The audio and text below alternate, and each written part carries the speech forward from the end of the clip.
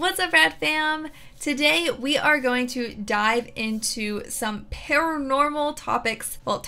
Today we are diving into the world of haunted amusement parks. And not like the ones you go to at Halloween time to get like a nice scare, right? These are ones that are supposed to be like allegedly actually haunted by real ghosts. So let's get to it. The first amusement park that we're going to cover today is Six Flags in New Orleans, Louisiana. Among the scariest abandoned amusement parks in the United States is the Six Flags in New Orleans, which opened in 2000 and was soon after demolished by Hurricane Katrina in 2005. So it wasn't open very long. And obviously you know that Hurricane Katrina absolutely devastated New Orleans and Louisiana and the Gulf Coast horribly in 2005. So it makes sense that this place couldn't really survive after this. Maybe it cost too much money to repair these rides from being, ruined from the flood water and from the wind. Without proper funding for repairs, the park falls further and further into ruin. Brave adventurers who break into the closed park to nose around after claim to hear the sounds of children laughing and the ghostly sing-song music of the rides that used to fill the air in all its glory. Child's laughter, I've said this before on this channel, I'm going to keep saying it, can be one of the sweetest, most endearing, cutest, happiest sounds in the entire world, but also you're not expecting to hear a child giggle. It can be one of the most frightening sounds to ever exist. So I would hear that and I would just nope, right out of there. I believe this is called urban exploring, right? When you go to places that are abandoned to look around and to see how life stayed. It's like you get to see some place frozen in time, but also to see it then get overtaken by time. Does that make any sense? Though weeds are overtaking it and it's becoming dilapidated from being exposed to the elements, you still get this like eerie feeling that it was just 1 minute occupying another not. It's like you travel to another dimension to see what the life could look like. Do you know what I mean? Okay, let's move on to the next one. This one is Dorney Park, which is located in South Whitehall Township, Pennsylvania. And what's really fascinating about this one is this park officially has an opening date of 1884. So it must not have been a water park, right? Because they did not have water parks back then. Did they? No, they didn't. I don't think they did. In 1860, Solomon Dorney purchased a piece of land that he built trout hatcheries and a summer resort on it. 10 years later, he decided that it should be open to the public and decided to add some attractions so the public can come see them, and eventually there was a petting zoo as well as a few rides. And throughout the years, various owners have kept this park alive and well. Along with it being filled with fun, it is filled with one ghost that haunts one part of the park. That's very specific. Ooh, interesting. I've never heard of a park being haunted by one specific ghost before. Actually, no, I have, and we're gonna cover it later, so never mind. Near the Dominator is an old building that has shops and eateries as well as an arcade. Connecting two eateries, though, is a corridor that leads to an old mine shaft where there are reports of a man being seen by the door. This man is reportedly seen to appear and disappear as quickly as he comes. Along with the reports of this man, there has been reports of strange noises and occurrences that are heard throughout the entirety of the building. Interesting. So it doesn't say he does anything particularly scary. I mean, seeing someone appear and disappear in front of you is terrifying. Don't get me wrong, very scary. But he's not, doing anything, I guess, to harm people. So I wonder what his backstory is, or if there's said to be a backstory to this ghost. Maybe he was a worker here. Maybe he was someone that worked in the mines and died there.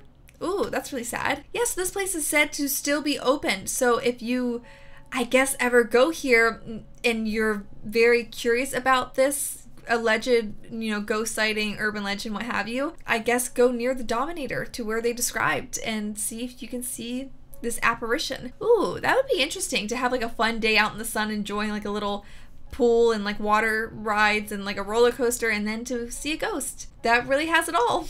This next park is in South Korea and it's called Ookpo Land. Ookpo. I'm not quite sure how to say it. It is located in Ookpo City, South Korea. If the creepy duck in the photo above isn't already haunting your nightmares, I mean, it is pretty creepy, then the tales of this park certainly will. It adopted the nickname the amusement park of death. Whoa. After many deaths occurred during the park's open days.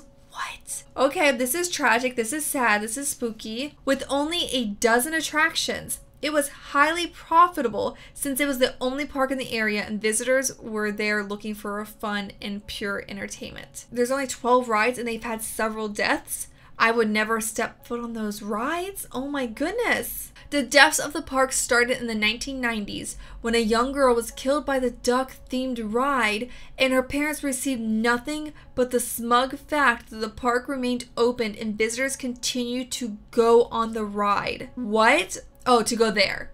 Well, I mean, I guess they probably want us to ride if there's only 12 rides there. Oh my goodness, that's so sad and tragic. Oh my gosh, I can't even imagine the horror that these parents went through. To see that the park's still open, I don't know the details of her death, but if it was a result of the ride malfunctioning or the ride being designed dangerously, oh my god, those poor parents, you would not want that open because you wouldn't want that to happen to anyone else's kids. Oh my god, it's so sad. Another girl was thrown from the same exact ride after it derailed in 1999. Okay, so this seemed like just a very dangerous ride, which is really sinister because the picture is of a duck, so like you wouldn't think anything creepy. I mean, you would because that picture's creepy, but like that's supposed to be a ride for kids. After the incident, the park closed the very next day. I mean, it sounds like they should have closed earlier. The owner fled and was nowhere to be seen or heard from again. Everything remained intact, including the derailed duck that killed the young girl. In 2011, the park became leveled and is now occupied by hotels. Oh, so you can't go ghost hunting here, I guess. Okay, so this article really didn't go into detail on what makes people believe that this place is haunted. I'm assuming it's the same as the others where you hear maybe laughter or you hear like the screams or you hear like things that don't match what you're seeing, and then maybe they also saw maybe the girls' apparitions. I'm not sure. They mentioned their deaths specifically they said a few, so I'm assuming those girls must somehow be related to why they think the park's haunted. Oh, that's so sad though. The next one we're covering is Kings Island, which is based in Mason, Ohio. Kings Island is a 364-acre amusement park that is the partner of Cedar Point. There are 5 different ghosts that are said to haunt Kings Island. Wow, that is so many. One ghost in particular is called Tommy Tower. Tommy was at a graduation party and became intoxicated. While being intoxicated, Tommy climbed the tower in the park and ultimately fell to his death. That is so sad. Oh my gosh, of course these are all sad. People don't tend to have happy ghost stories. I mean, there are a couple, but like realistically, these stories don't end well for the people before they, you know, ultimately become ghosts. A little boy and a girl will walk along the racer behind all of the games, and there is a fountain where dozens of people have reported seeing a glowing set of eyes. I wonder if there's like some sort of lights or reflection of lights that make people think that they see a glowing pair of eyes. That's very creepy though. Figures have been reported to be seen walking around the international restaurant located above the entrance. A park security guard that passed away also haunts the park, as well as a park attendee who was intoxicated and fell to her death on the flight Commander ride. So 2 people fell to their deaths here. Is this true? Is that verifiable? She fought the ride operators and undid her restraints, stood up on the ride, waved to her friends, and then fell off the ride.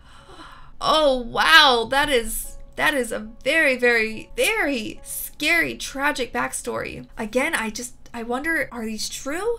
Is this urban legend? I mean, ghost stories, depending on how you view if ghosts are real or not, can be seen as just urban legends, but I wonder, like, is that story, that part of the story true, that a girl really did do this and that Tommy died the way that they said he died? Oh, that's really sad. Ooh. And the last one we are going to cover today is possibly the most famous amusement park in the entire world, like ever, I think. Yeah, it has to be 100%, and that is Disneyland. Did you know Disneyland has ghost stories? Oh boy, they have ghost stories. I've actually covered some Disney World and Disneyland urban legends way back in the day. I'll put a link down in the description if you want to go watch that video. Very fascinating stories. But this one specifically takes place in Disneyland in Anaheim, California. The ghost that we're talking about today is actually said to be Walt Disney's ghost. When Walt Disney was at Disneyland, he stayed in the Main Street Fire Station. A lamp would be turned on and was placed in the window to alert employees that he was there. After his death, the lamp was turned off. One day, an employee was clearing out the quarters when she discovered the lamp was turned on. You know, right out the bat, you might not think that's so spooky. You might think, oh, it's a lamp. Someone probably turned it on by mistake or needed a light and didn't think much of it, right? Well, here's where it gets a little freaky. She turned the light off, but the lamp turned itself back on. What? I mean, I guess you could be like, maybe there's some like messed up wiring in that lamp. But you know, it's a little spooky. But then she turned it off 2 more times, and each time it turned back on by itself. Oh my goodness, that is a ghost. That is spooky. There's something there. Unless they purposely made it to where the lamp couldn't be turned off. I don't know how they would do that though. Needless to say, the lamp continues to light the window. So a little bit more to this ghost sighting of Disneyland. People said that they have been able to actually see Walt Disney's silhouette standing in that same window when they're looking from the street up to the window. People have also said they've seen a silhouette walk past the window that matches his description. They've said that they've seen him actually outside of that room near the area though, like walking along the park and the park goers. And you know, I guess it's kind of sweet if you think about it. This is a place he built, brings so much joy to so many people. He obviously got a lot of joy out of it. So maybe after death, he just didn't want to leave. It's weird for us to end a creepy video on a positive note, but I think that's going to do it for today's video. Thank you guys so much for watching today's video. I hope you enjoyed these supposedly real abandoned haunted amusement parks. Well, not all of them are abandoned. Some of them were abandoned. If you guys did like today's video, please give this video a big thumbs up. It helps out this video, it helps out this channel, and it helps out this community, the Rad fam, which you guys are the absolute raddest. So thank you. And until next time, keep with the radness, and I'll see you guys real soon. Bye.